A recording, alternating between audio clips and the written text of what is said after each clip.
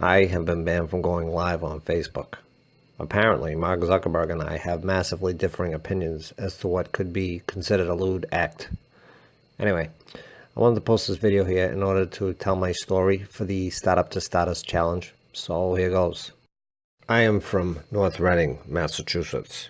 It is spelled like North Reading, but is pronounced Reading. North Reading is north of Reading. There is no South Reading. It's not like the Carolinas, the Dakotas, or the Koreas. I was born on March 17th, which around here is known as St. Patrick's Day, but the actual holiday is Evacuation Day. It's the day that we ran the British out of Massachusetts. For the longest time, my family, who was very superstitious, would avoid contact with me because my birthday was associated with a holiday that is considered to be predominantly of Irish in nature. After high school, I started working for my uncle in his pizza shop, Sasso's Pizzeria.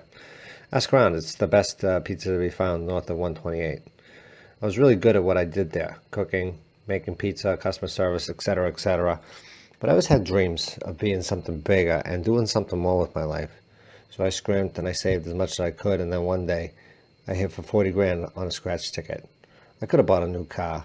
I may have put a down payment on a house, but instead I decided to invest in the fastest growing stock that I knew of on the market at the time. Me. I invested in myself. I decided to launch my own cologne company, so I spent all that money developing my eau de toilette, Fabriz, fragrance for men. The only problem was I blew my whole wad on developing and manufacturing the inventory and didn't have any capital left over for advertising, distribution, and marketing of my product. So that was when I turned to the internet. That way I could keep advertising and marketing costs cheap.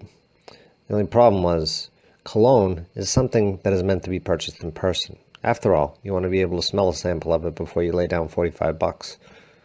Who's going to buy cologne over the internet? I think most people would have given up at this point, but this got me to thinking, and after nearly 2 years of racking my brains, the perfect answer came to me. Why hasn't anyone developed an iPhone or an Android app that allows you to smell particular scents through your phone?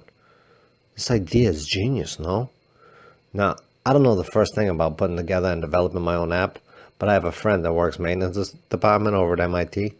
He's got a few computer science geeks that will be willing to help me develop this technology. Actually, he lets them bet on football and stuff like that, and a couple of them owe him some money, but you know, they're willing to do the favor anyway.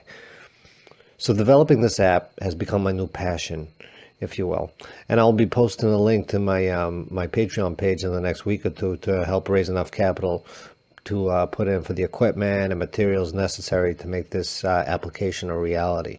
Please consider getting in on the ground floor of this great opportunity. Thank you for your time, and remember, don't be a punk.